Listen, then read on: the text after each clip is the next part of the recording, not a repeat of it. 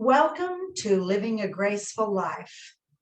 I'm Denise Medved, your host, and I'm also the creator and founder of the Ageless Grace Brain Health Program worldwide. I'm here to remind you that it's never too late to begin making choices to create the life that you want. I hope you'll relax and get comfortable wherever you're watching this. Notice my feet are bare. I'm in my home. There's a fire in the fireplace. You can't see it, but there's a cat on the floor taking a nap. So get into comfy clothes, get yourself a cup of tea or coffee, and join me in relaxing and discovering more about a graceful life. In our first episode, we talked about what is a graceful life and decided that it's not just things, it's not what we surround ourselves with, even though lovely things or beautiful clothes or very nice jewelry or a great car can add to our pleasure and enjoyment of life. It's not what gives us a graceful life. There are four main parts to being a human being on this planet, on this earth.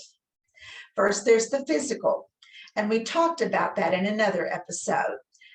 We also talked about the fact that the brain is critical to the physical function and our quality of life, to our ease and comfort in everything that we do, which of course gives us a greater enjoyment and pleasure and gives us a more graceful life. We discovered that the emotional body is part of being a human, and that the spirit of the human and the spiritual body are part of being a human as well. And we're going to look at all those things in living a graceful life. Tonight, we're going to talk about the mind. And how is the mind different from the body? Well, let's look at the thought of what part of us does the mind reside in. Aristotle, who lived from 384 BC to 322 BC, started the conversation of what is the mind, and it's still going on today. Theologians, philosophers, neuroscientists, neurosurgeons, everyone's discussing what is the mind really.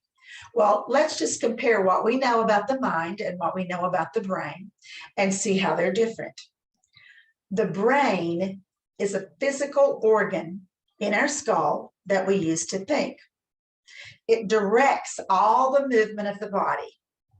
It directs our feelings, our body functions, body temperature.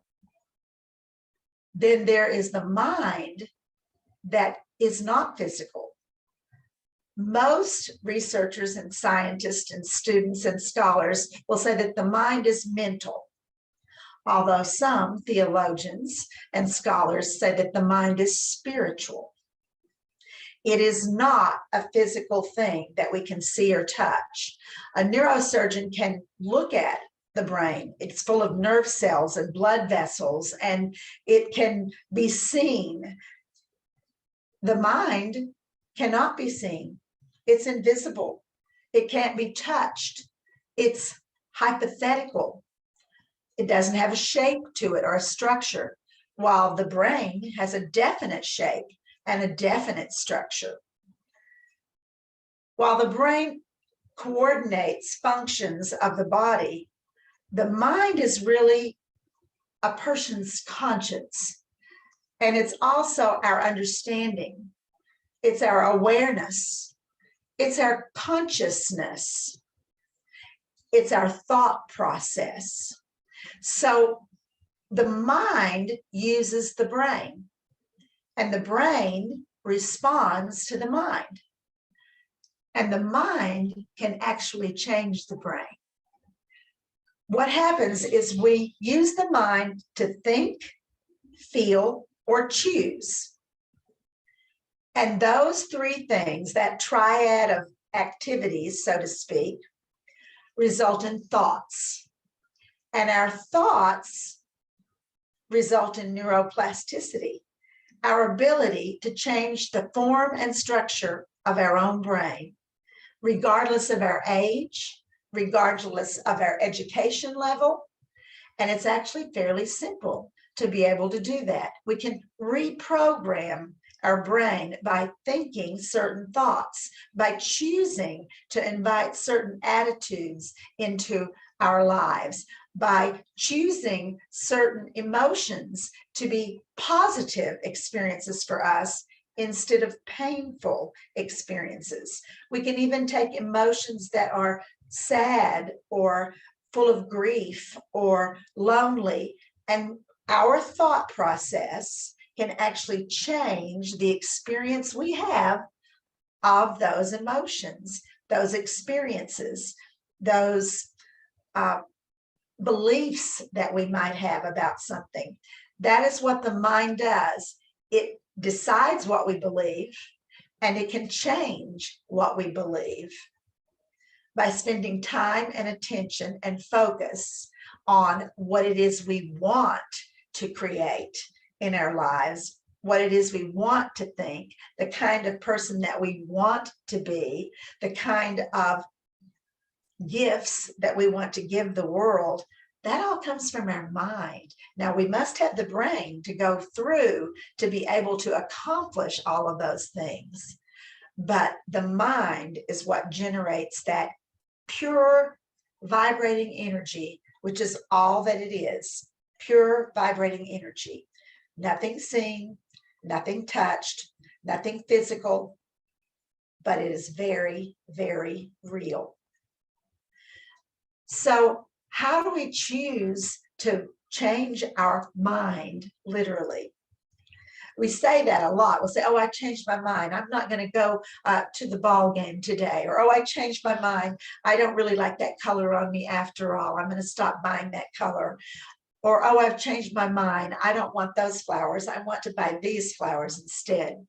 But literally, we are changing our mind because we put some thought processes together that have made us decide for some emotional reason, physical reason, spiritual reason, nourishment reason, that we would like this rather than this.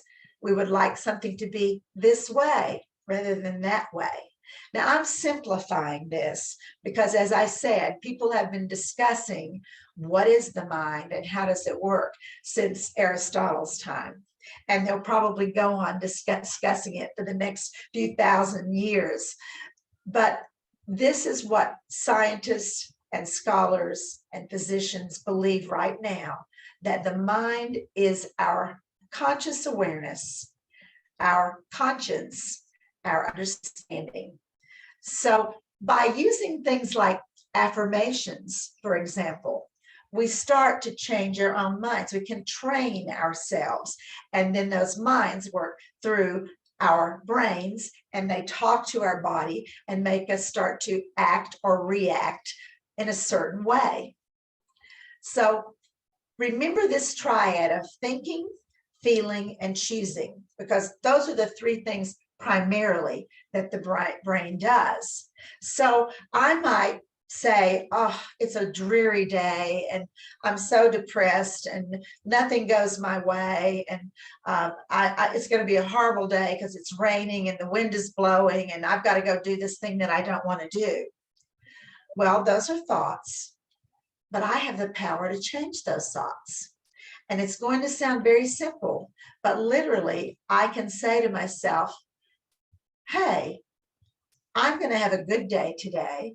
I'm going to see some people that I like. I'm going to go make my job a happy thing, and I'm going to see if I can make a difference in someone else's life, which in turn makes a difference in my life. I'm going to see the sun in spite of the clouds. I'm going to imagine that I am in a world that is full of kindness and love, rather than imagining that I'm in a world of dreariness and sadness and anger. So we have the power to say those things to ourselves out loud, write them in a journal, put them on the wall in a sign and look and read it every day. There are so many ways that we can change our minds. And as we start to change our minds, as I said, that actually changes the brain, so that then the brain believes that that's the way things are. So I can change my mind about how I feel physically. I can change my mind about how I think about a certain group of people. I can change my mind about how I think and feel about certain flavors or tastes or colors. It's amazing and remarkable how much power you actually have over your physical experience through your mind. We wouldn't even have any conscious experiences without the brain, but the brain is not directing our conscious experiences. Our conscious experiences are actually being directed by our mind. They're being created by our mind. So when I say it's never too late for you to change, it's never too late for you to change the choices that you're making. It's never too late for you to change the choices that you're making in order to live the life that you want to live. We create things through our thoughts. We do that thinking, choosing, feeling process, and we create our experiences. Good, bad, indifferent, terrible, magnificent. We're actually in charge of that. It's all in what a lot of people call our attitude. Now, I know, listen, trust me, I'm a human being. I have been down. I have been discouraged. I have been sad. I've been heartbroken. I've been all of those things that we all experience in a lifetime. That's part of being human. We can let it consume us and get the better of us, or we can let it help us grow and change and choose to create the experiences, the attitudes, the moments that we really want in our life. We can say, is this how I want my day to go? The way I'm feeling right now, grumpy and disgruntled and out of sorts? Do I really want to feel this way all day long? I doubt it. I don't think many of us really want to feel that way all day long. So we can make some choices. What would make me feel better? Maybe as simple as playing a nice song that I love would make me feel better.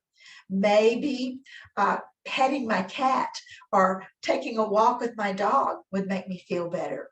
Maybe eating something delicious that I took a few moments to prepare for myself would nourish my spirit as well as my body.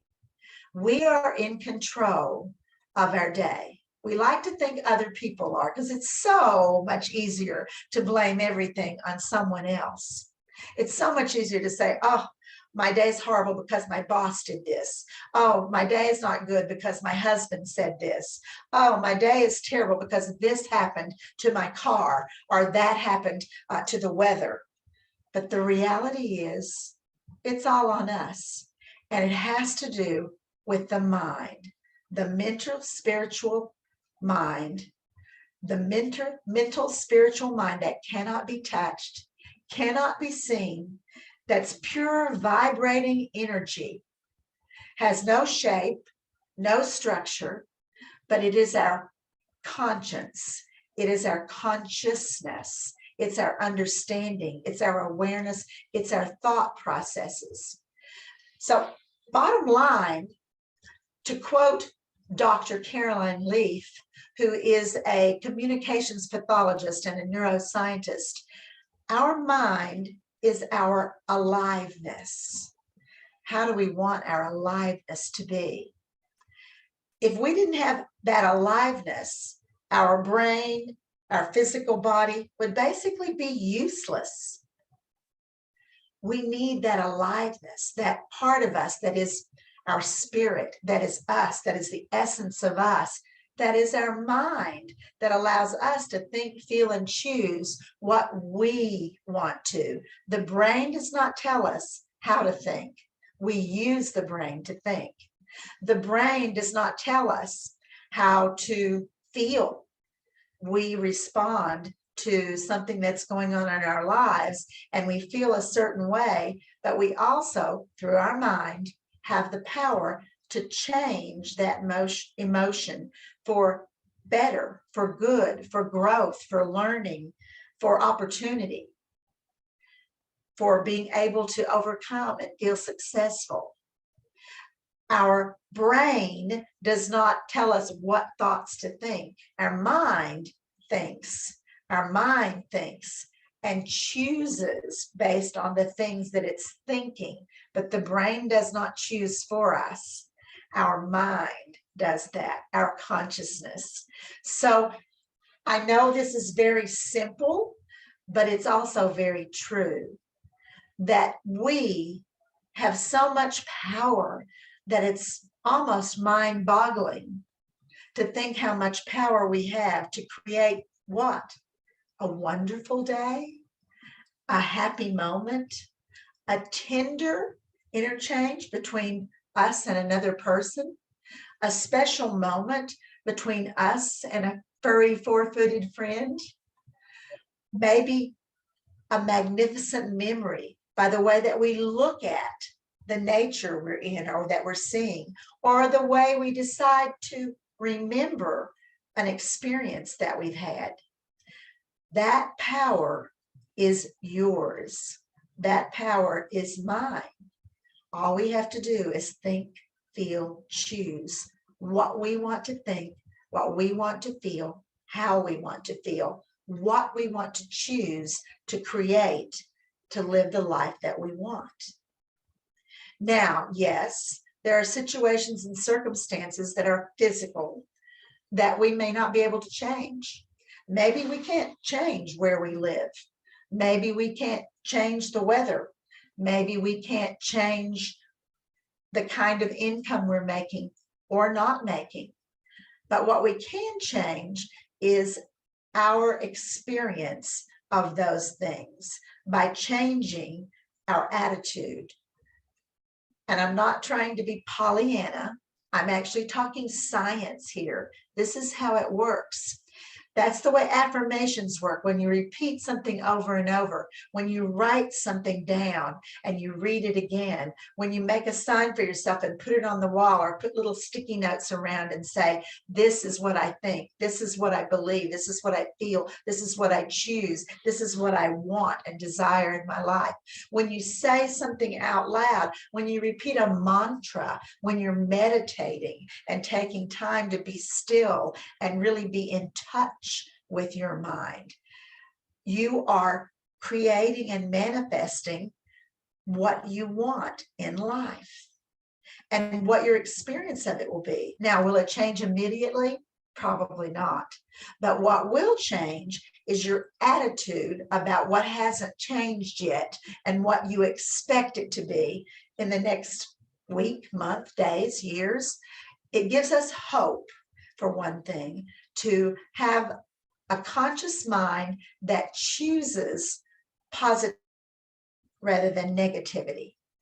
It gives us something to live for, something to look forward to when our mind chooses to uplift ourselves and others rather than push ourselves down or choose to put others down. What? Because it somehow makes you feel better?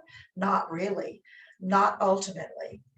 So I would really encourage you to do some of the things I mentioned, like meditate, write in your journal, put sticky notes around, create a couple signs and put them up in your house or your car, maybe your office, on your desk, that inspire you, that lift you up, that when you read those words, your mind, not your brain, your mind is feeling positive energy. It's feeling hopeful. It's feeling as if it's being uplifted. That is something that you can control. That is something that you can cause to take place. Now, from a scientific point of view, that starts to change your brain. That's what I was talking about earlier, neuroplasticity. Those thinking, feeling, choosing actions that happen with the mind result in thoughts, and those thoughts actually start to change the brain. So when we're imagining something and it's positive, when we're laughing about something, when we're creating moments for ourselves that are fun and uplifting, especially when they're physical, because what does the brain control? All of our physical movement, every bit of it, our feelings and our body functions. So when we're moving in a positive, happy, playful, uplifting way, we're not only affecting the mind and being affected by the mind, but we're actually changing our brain to understand that it can function at a different level. And that is healthy. That is brain health. That is increasing our cognitive function, our focus, our mental agility by using our brains and our minds in a partnership to create something positive for ourselves. So I'm going to show you another tool. I do it each episode that you can actually use at home that will make your body feel more comfort and ease, that will make your brain function at a higher level and cause it to soar instead of decline, and that will be affected by your mind as you choose to make this a positive, happy experience in your thoughts and in your choices and in your feelings. So we're going to do a little bit of fun, playful, Ageless Grace movement to music, which is also uplifting. That's one of the things you can do in addition to journaling and writing and meditating and saying mantras and putting affirmations around. Listen to music, positive, uplifting music that makes you feel happy, that is connected with good memories or positive memories. It's amazing how just a few minutes can change your whole attitude and make your day much more pleasurable. So here we go with some music. And the tool that we're going to do is called Body Map. And it's going to work the brain, it's going to work the body, and it's going to engage the mind. So just feel the beat. Tap your hand, tap your foot. Now let's just feel the beat on the other side. So I don't know about you, but I'm smiling already. Now let's count. 1, 2, 3, 4, 5, 6, 7, 8. 1, 2, 3, 4, 5, 6, 7, 8. 1, 2, 3, 4, 5, 6, 7, 8. 1, 2, 3, 4, 5, 6, 7, 8. 2, 3, 4, 5, 6. Now clap on 6. 1, 2, 3, 4, 5, 6, 7, 8. 1, 2, 3, 4, 5, 6, 7, 8. 1, 2, 3, 4, 5, 6, 7, 8. 1, 2, 3, 4, 5, 6, 7, 8. 1, 2, 3, 4, 5, 6. Now clap on 3. 1, 2, 4, 5, 6, 7, 8. 1, 2, 3, 4, 5, 6, 7, 8. 1, 2, 3, 4, 5, 6, 7, 8. 1, 2, 3, 4, 5, 6. Now 3 and 6. 1, 2, 3, 4, 5, 6, 7, 8. 1, 2, 3, 4, 5, 6, 7, 8. 1, 2, 3, 4, 5, 6, 7, 8. 1, 2, 3, 4, 5, 6. Now clap on 2. 1, 2, 3, 4, 5, 6, 7, 8. 1, 2, 3, 4, 5, 6. 2 and 6. 1, 2, 3, 4, 5, 6, 7, 8. 1, 2, 3, 4, 5, 6, 7, 8. 1, 2, 3, 4, 5, 6, 7, 8. 1, 2, 3, 4, 5, 6. Now clap on 7. 1, 2, 3, 4, 5, 6, 7, 8. 1, 2, 3, 4, 5, 6, 7, 8. 1, 2, 3, 4, 5, 6, 7, 8. 1, 2, 3, 4, 5, 6, 7, 6 and 7. 2, 3, 4, 5, 6, 7, 8. 1, 2, 3, 4, 5, 6, 7, 8. 1, 2, 3, 4, 5, 6, 7, 8. 1, 2, 3, 4, 5, 6, 7, 8. 1, 2, 3, 4, 5, 6, 7, 8. 1, 2, 3, 4, 5, 6, 7, 3. 1, 2, 3, 4, 5, 6, 7, 8. 1, 2, 3, 4, 5, 6, 7, 8. 1, 2, 3, 4, 5, 6, 7, 8. 1, 2, 3, 4, 5, 6, 3 and 5. 1, 2, 3, 4, 5, 6, 7, 8. 1, 2, 3, 4, 5, 6, 7, 8. 1, 2, 3, 4, 5, 6, 7, 8. 1, 2, 3, 4, 5, 6, 7, 8. 1, 2, 3, 4, 5, 6, 7, 8. 1, 2, 3, 4, 5, 1, 6. 1, 2, 3, 4, 5, 6, 7, 8. 1, 2, 3, 4, 5, 6. Now count backwards. 8, 7, 6, 5, 4, 3, forward. 1, 2, 3, 4, 5, 6. Now clap on 6. 8, 7, 6, 5, 4, 3, 2, 1. 1, 2, 3, 4, 5, 6, 7, 8. Okay, I hope you had as much fun as I did, because the whole idea is we get all mixed up and our brain is saying, what the heck is going on? And our mind is trying to figure out how we do it differently each time. So that's very physical: clapping, tapping, clapping, counting, all of those things at once. So it will improve your brain. It will improve your cognitive function. It will improve your physical function and the level at which you function, and it will also improve your attitude, your thoughts, your awareness, your understanding. I don't know about you, but I feel more uplifted, alive, and alert. That definition of our mind is our aliveness. I feel much more alive now that I've done that. So if you would like to learn a little more about this kind of tool for making yourself feel more alive, giving you better brain function and physical function, you can go to agelessgrace.com, AGELESSGRACE.com. And on there's all kinds of handouts and video clips and informational pieces. There's a wonderful blog that talks about brain function and how it relates to all kinds of things. And there are also seminars, workshops, classes that you can take online or that you can download and do at home. And there is a certification if you decide that this is a program you might want to share with others and teach. And who can take this program? Anyone who has a brain, from children all the way to 100 and something. I have one of my students is 104, and she does this just as well as my little granddaughter who's 7. They all enjoy it, and everyone in between.